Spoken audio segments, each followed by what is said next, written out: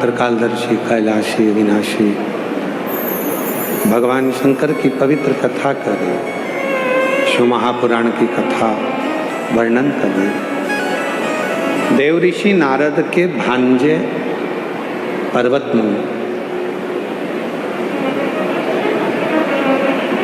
सारे देवताओं का दर्शन उनको होता था, पर शिव का दर्शन पर्वत मुनि को कभी नहीं।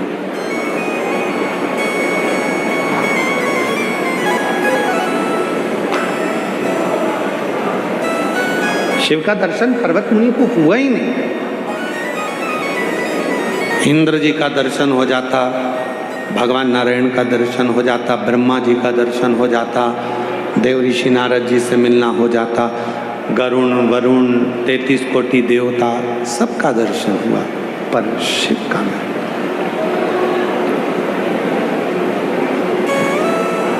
और पहले भी कहा, आज फिर कहते, जब तक शिव कृपा न करे, जब तक मेरे उगड़दानी की भगवान शंकर की करुणा दया कृपा न हो, तब तक शिव का दर्शन हो ही नहीं सकता। शिव नाम में आप डूब ही नहीं सकते। ये उसी तरह जैसे चंचुला देवी ने भगवान तुमरुका जी से प्रश्न करा कि मैंने गुरु मंत्र नहीं लिया, मेरे पति ने गुरु मंत्र नहीं लिया,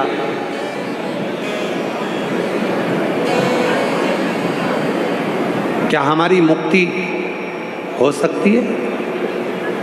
चंचुला देवी के शब्द सुनकर तुमरुका जी ने कहा, गुरु मंत्र से ज्यादा जरूरी है गुरु मत। आंकड़े और अकड़ कोई तेरे से सीखे। नसीब को हराने की कोशिश मत करो, जो खेलेगा वही जीतेगा। हो गए, गुरु मंत्र तो ले लिया, गुरु मंत्र लेकर रग भी लिया, और मालूम पड़ा गुरु के विचारों को, गुरु की वाणी को, गुरु के शब्दों को अपनी जिंदगी में नहीं उतार पाए, तो फिर गुरु मंत्र का मतलब क्या? फिर गुरु मंत्र का क्या मतलब? अब आपने गुरु मंत्र तो ले लिया पर गुरु मत ही नहीं हुए। और शिव महापुराण क्या कहती है? तुमरुका जी ने चंचुला देवी को कहा, आपने जब आपका पति प्रेत योनि में पड़ा, आपका पति जब प्रेत योनि में चले गया, तब आपने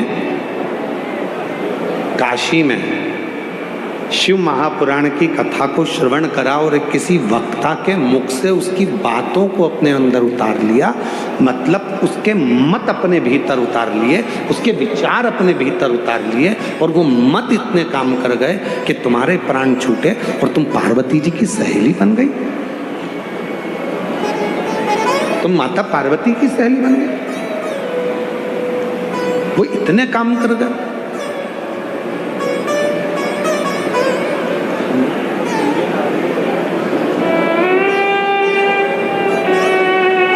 एक बेटे की इंडियन आर्मी में और एक बेटे की इंडियन वायुसेना में नौकरी लगी। एक बार जोरदार ताली बजाएं।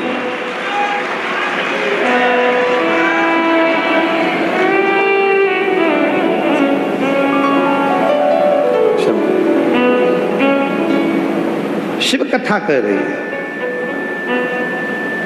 मंत्र से ज्यादा जरूरी है गुरु के मत, गुरु के विचार। आज आप और हम क्या करने में लगे हैं? केवल ये विचार करते हैं कि हमें मंत्र मिल गया और हम पार उतर जाएंगे। नहीं, आपके गुरु के विचार क्या, गुरु का मत क्या, यहाँ क्या मिलता है आप लोगों को? कोई आज के ज़माने में तो गुरु मंत्र की होड़ लगी होती है कि कोई भी आता है मंत्र दे जाता है।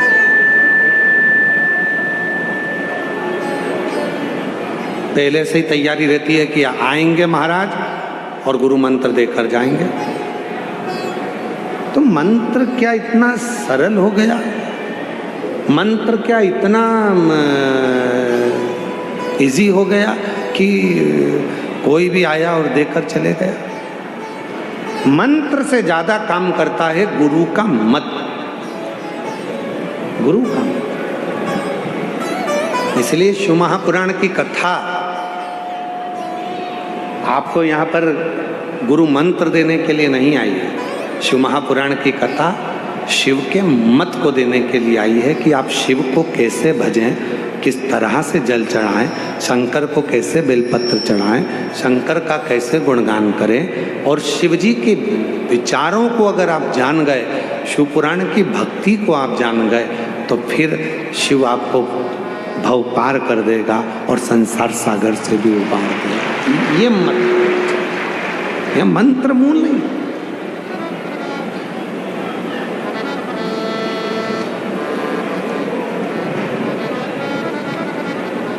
मत की जरूरत है, और वो मत है शिव को जल चढ़ाना, विश्वास रखना, भक्ति रखना।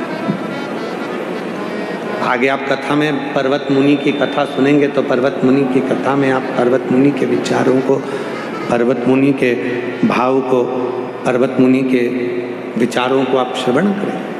पर्वत मुनि ने देवऋषि नारद जी के पास में जाकर प्रश्न किया कि मैं भगवान विष्णु का दर्शन सरलता में कर लेता हूँ, मैं ब्रह्मा जी का दर्शन सरलता में कर लेता हूँ, मैं इंद्र से जाकर सरलता में मिल लेता हूँ, मैं वरुण से जाकर सरलता में मिल लेता हूँ, पर एक शंकर भगवान ऐसे हैं जिनका दर्शन ही नहीं होता, जो मिलते ही नहीं है।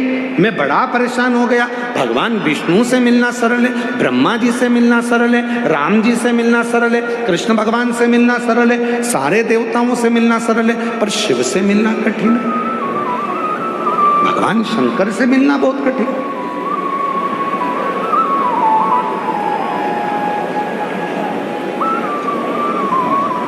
इसीलिए हमारे वो निखिलेश जी एक लाइन गुनगुनाते हैं ना,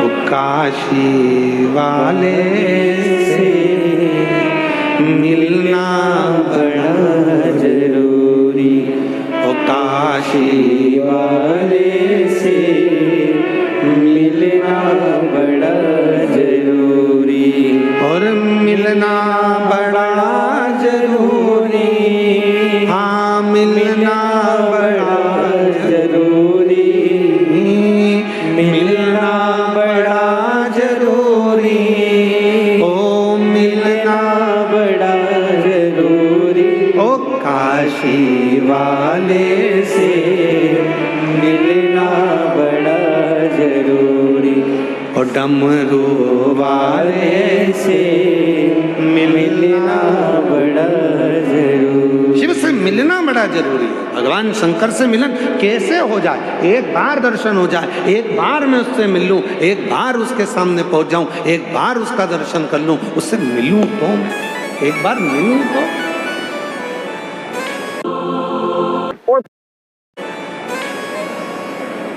एक बार मिलूं। महाराज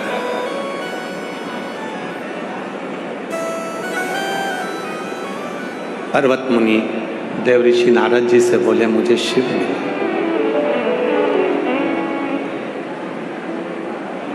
तीन 3000 वर्ष पर्वत मुनि को शंकर जी को ढूंढते ढूंढते हो गए, पर शिव का दर्शन नहीं। 3000 वर्ष पर्वत मुनि को, भगवान देवऋषि नारद जी के भांजे को शिव जी को ढूंढते हो गए, और 3000 वर्ष तक पर्वत मुनि को शंकर जी का दर्शन नहीं।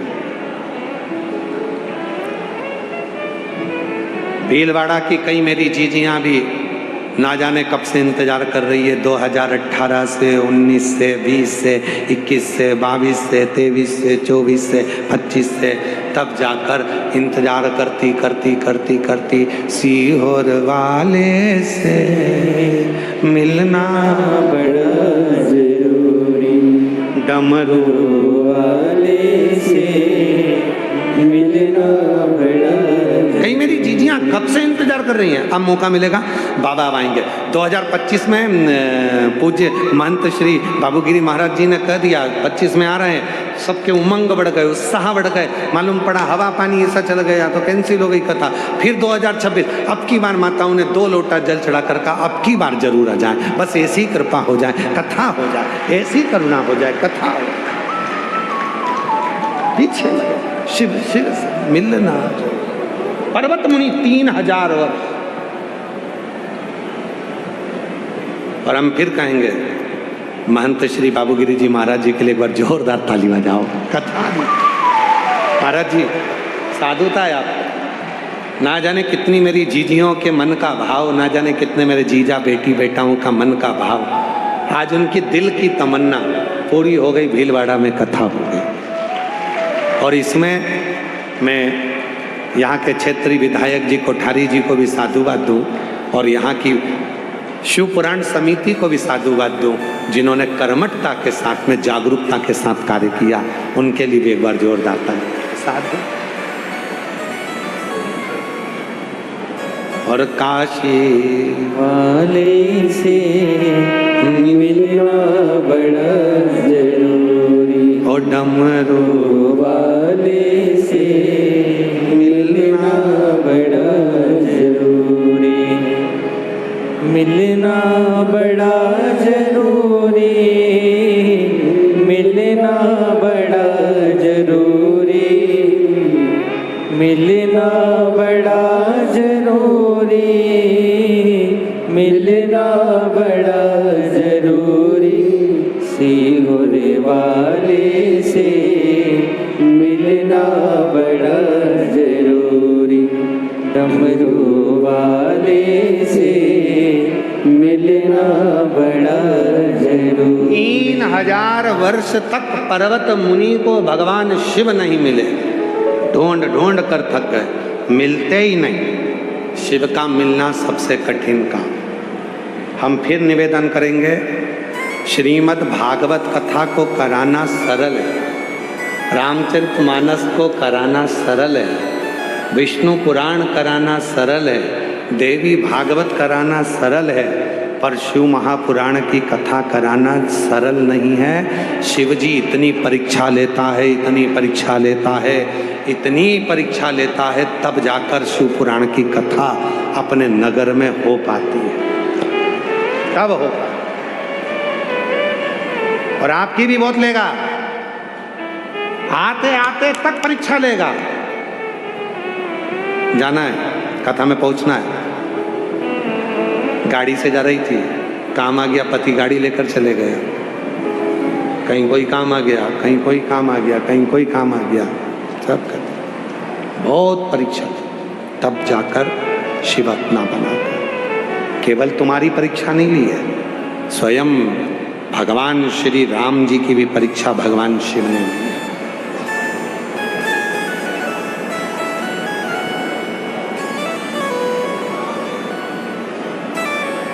स्वयं भगवान कृष्ण की परीक्षा भी भगवान शिव ने ली। भागवत में लिखा, रामचरितमानस में लिखा, शिव जी का अवतार दुर्वासा, शंकर जी का अवतार।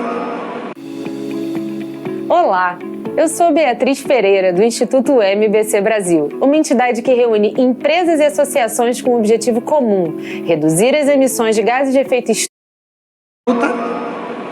जिस समय पर राम जी की परीक्षा लेने के लिए भगवान दुर्वासा जी गए, राजपाट चल रहा था और दुर्वासा जी ने जाकर कहा कि मुझे आपसे बात करना है।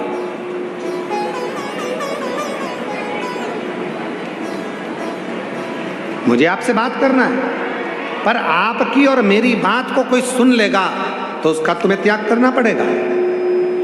ठीक है, लक्ष्मण जी को बाहर, भरत, हनुमान जी को बाहर, भरत जी को बाहर, शत्रुघ्न को बाहर, सबको बाहर कर दिया, बात करना प्रारंभ करी।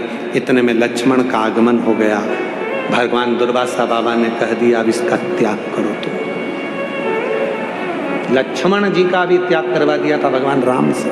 इतनी परीक्षा शिव जी लेते हैं। दुर्वासा शिव का अवतार, और केवल राम जी की परीक्षा नहीं, गए द्वारकापुरी में आवाज लगाने लगे दुर्वासा बाबा, मुझे मेहमान रखो, मुझे मेहमान रखो। गुस्सा बहुत आता था दुर्वासा बाबा को, कोई मेहमान नहीं रखता था। कौन मेहमान?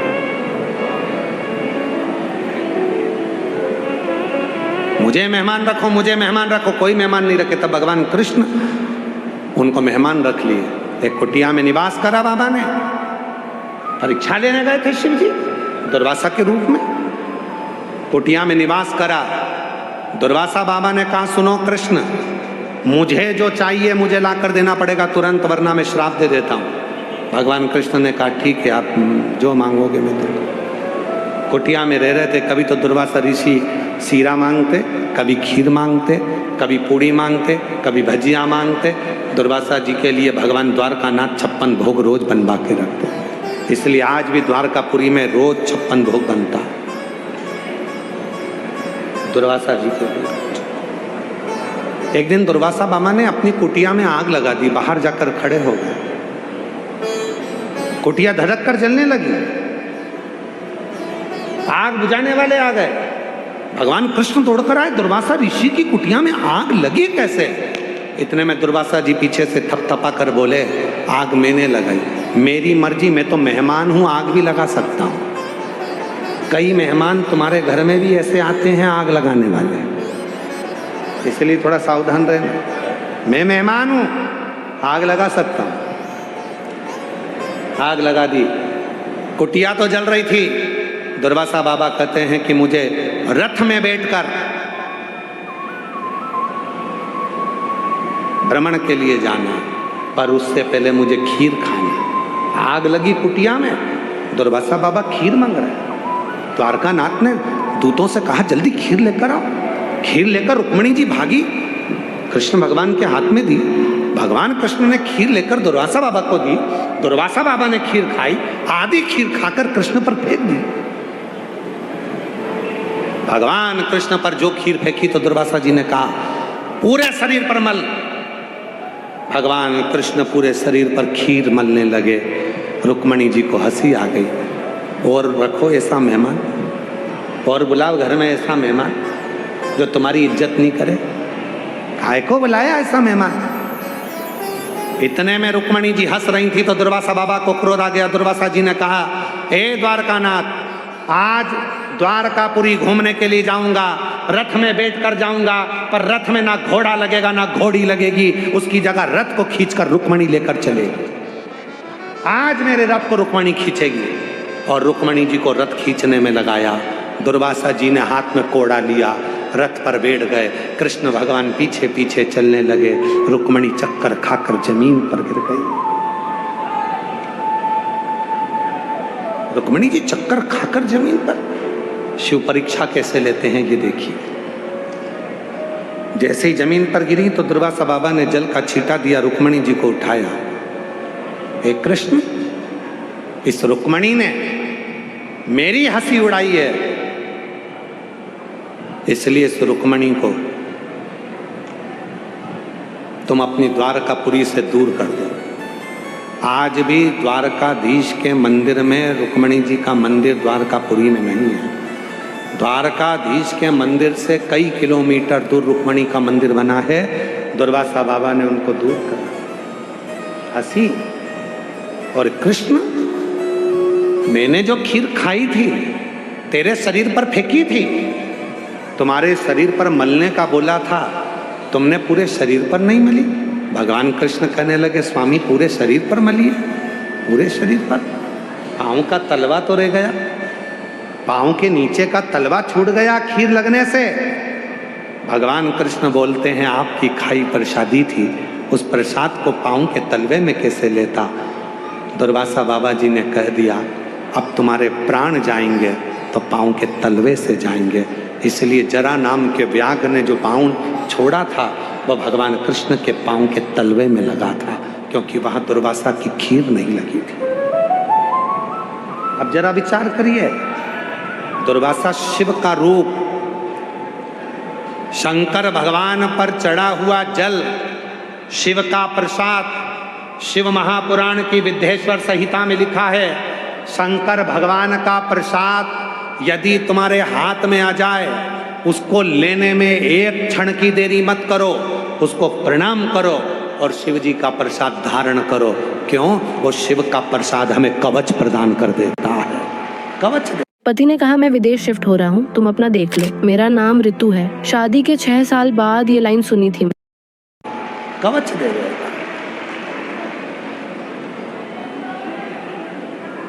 जिन जिन माताओं ने 16 सोमवार करे हों, संकट सोमवार करे हों, जरा हाथ उठाएंगे। कभी जिन्होंने 16 सोमवार संकट सोमवार करे हो, उठाओ हाथ। करें आप लोगों ने? रखो। 16 सोमवार की कथा में वर्णन आता है कि 16 सोमवार का जो प्रसाद होता है, संकट सोमवार का जो उद्यापन होता है, 16 सोमवार का जो उद्यापन होता है, उस उद्यापन का जो प्रसाद चूरमा होता है, उस प्रसाद को रात भर नहीं रखा जाता, उस प्रसाद को उसी दिन समाप्त करना पड़ता। शिव के प्रसाद को लेने में देरी नहीं कर सकते।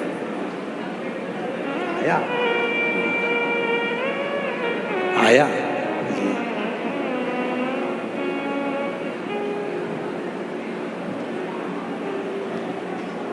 भंडारा गए हो? हम महाराष्ट्र वाले भंडारे की बात नहीं कर रहे, हम यहीं पे भंडारा चल रहा है उसकी बात कर रहे हैं। भंडारा गए हो? अरे बोलो तो जम के।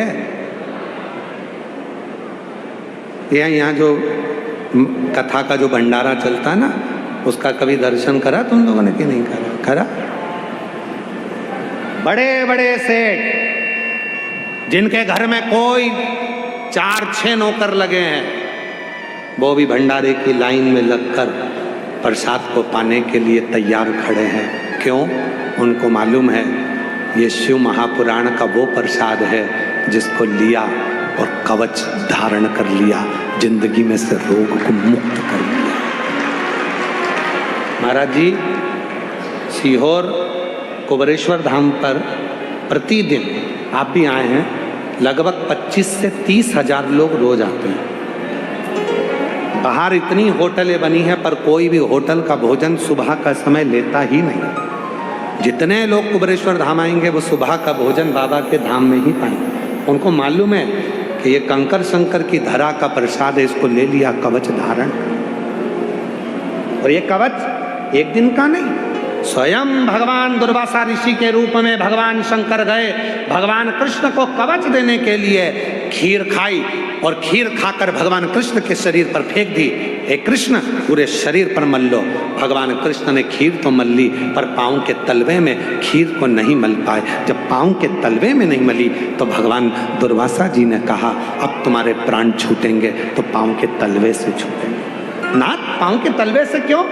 मैंने खीर प्रसाद दी थी, अगर वो प्रसाद पूरे शरीर पर लगा लेते तो बाण आता, जरा नाम का व्याघ्र छोड़ता, तुम्हारे लगता नहीं, उससे कुछ होता नहीं। पर पाँव के तलवे में वो बाण लगा और भगवान कृष्ण को प्राण त्यागना पड़ा। शिव के प्रसाद में,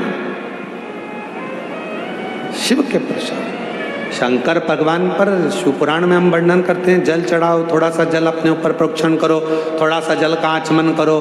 क्यों कहते हैं? शंकर भगवान पर चढ़ा हुआ जल, शिव पर चढ़ा हुआ जल, उसका जब हम प्रोक्षण करते हैं, अपने ऊपर छींट लेते हैं, ये अब एक कवच अपन धारण कर लेते हैं। शिव पर चढ़ा जल का आचमन कर लेते हैं, भीतर के विकारों को, रोगों को समाप्त कर देते हैं। कितने रोग। एक पत्र है, अच्छा है, पत्र देखिए।